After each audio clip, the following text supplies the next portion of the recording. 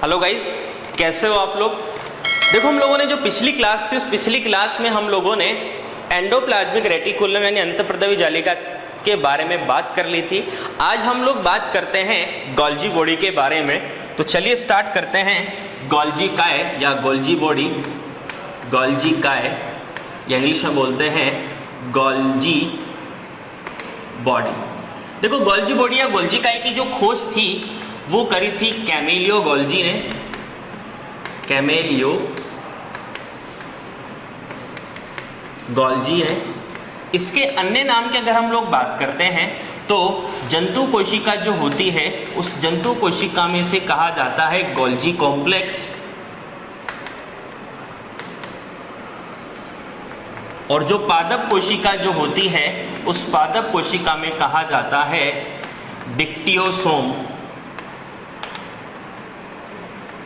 आगे हम अगर बात करते हैं जो गोल्जी कोडी है, जो गोल्जी काई जो होती है, इसके प्राप्ति स्थान की बात करते हैं तो वही कॉमन चीज आपको ध्यान रखनी है कि जो स्तनधारी जो होते हैं उस स्तनधारी की वयस्क जो आरबीसी होती है उस वयस्क आरबीसी और प्रोकैरियोटिक कोशिका जो होती है,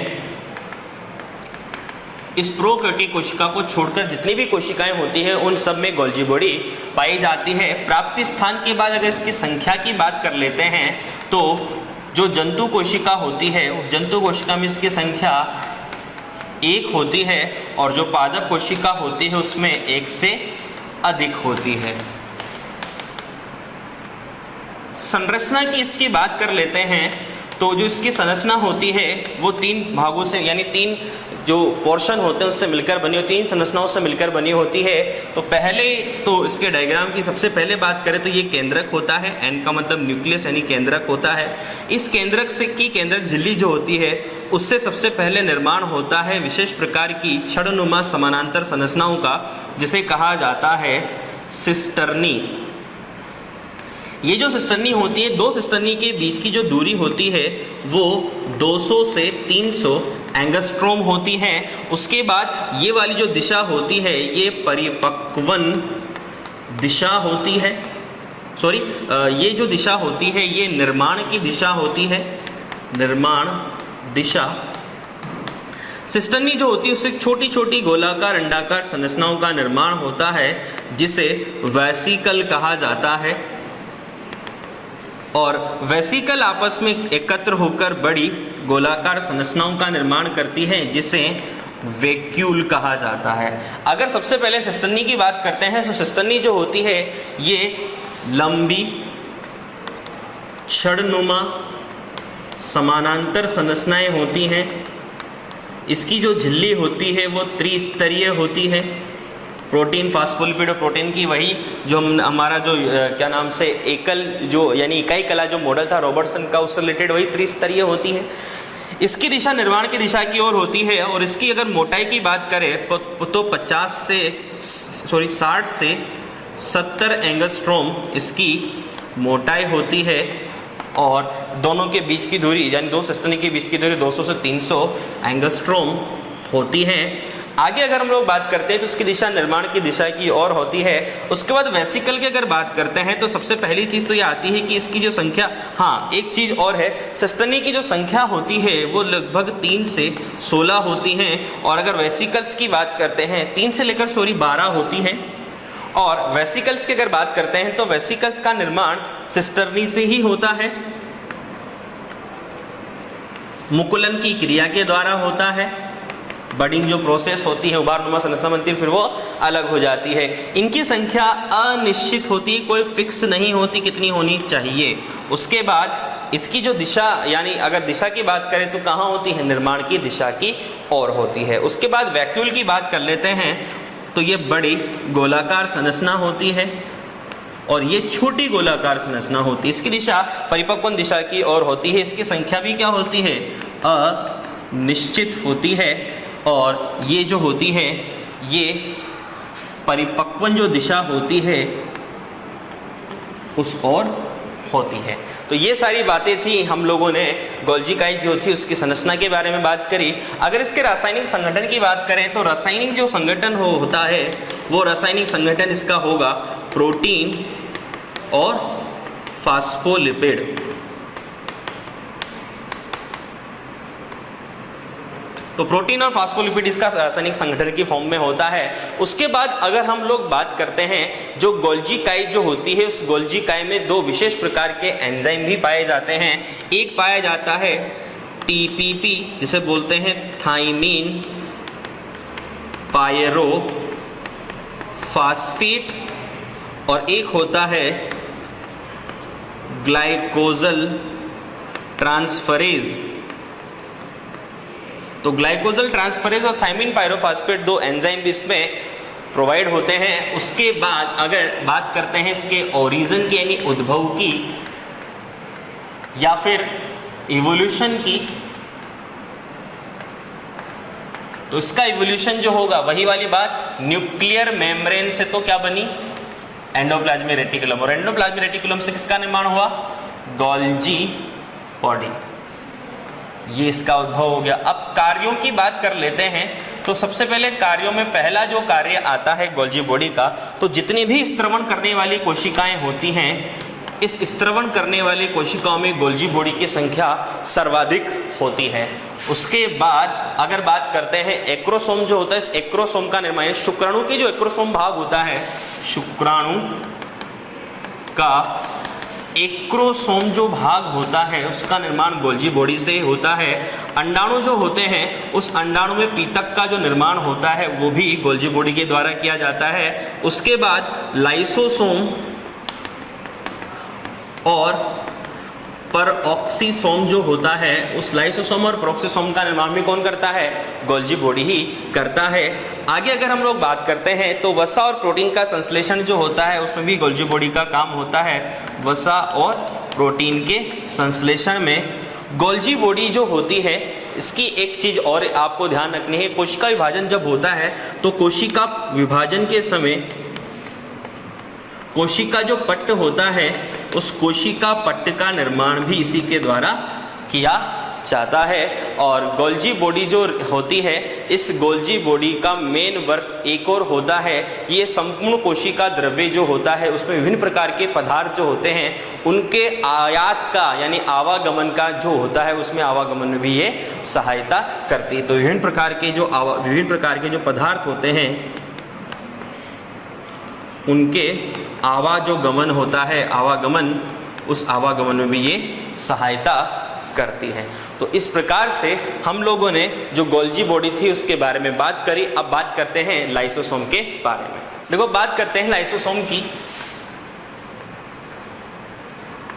लाइसोसोम की अगर हम बात करते हैं तो पहली चीज तो हमारे पास ये आती है कि इसकी खोजकर्ताओं की बात कर लेते हैं।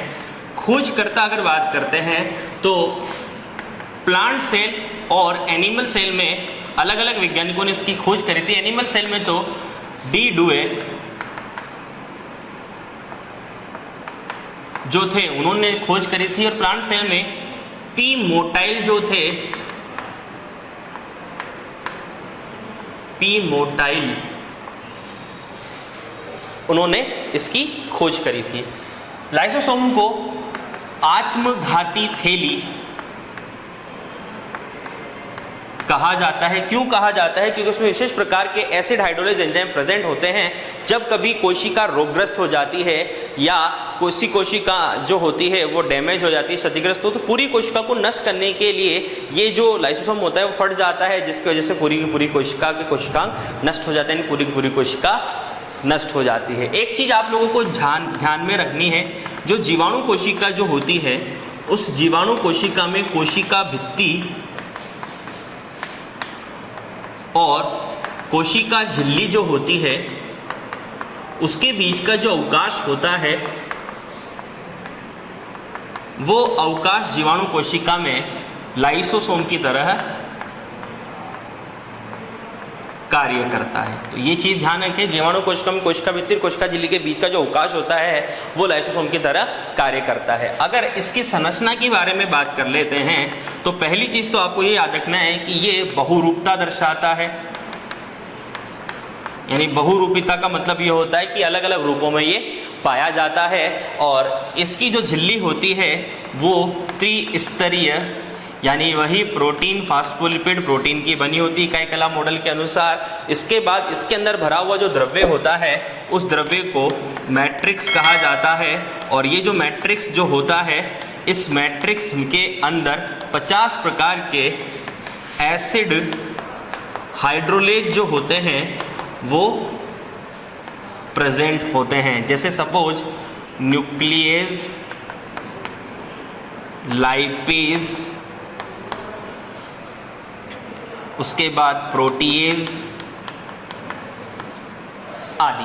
तो इस टाइप के 50 टाइप के ऐसा, और सभी प्रकार के जो एंजाइम जो होते हैं, एसिड हाइड्रोलेज एंजाइम जो होते हैं, उनको एसिड की आवश्यकता होती है, इसीलिए इन्हें एसिड हाइड्रोलेज कहा जाता है। इसके अंदर पाए जाने वाले जितने भी एंजाइम जो होते हैं 50 प्रकार के, उन सबको एसिड की आवश्यकता होती है, इस वजह से इसे एसिड हाइड्रोलेज कहा जाता है, जो 50 प्रकार के एसिड। और ये एसिड हाइड्रोलेज की वजह से इसे आत्मघाती थैली कहा जाता है, क्योंकि ये एंजाइम जब अगर किसी कोशिका में इससे सीक्रेट हो जाते हैं तो वो कोशिका डैमेज हो जाती है और नष्ट हो जाती है।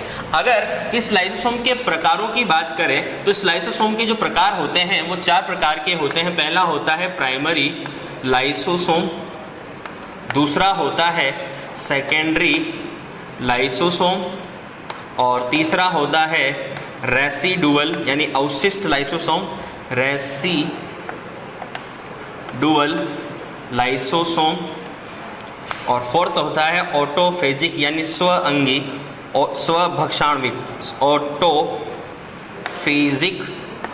लाइसोसोम यानी स्वभक्षाणविक लाइसोसोम, जो खुद का भक्षण यानी खुद पूरी कोशिका का भक्षण कर देता है। जैसे अगर इसकी संरचना के बारे में बात करते हैं तो सपोज ये एक कोशिका है, इस कोशिका में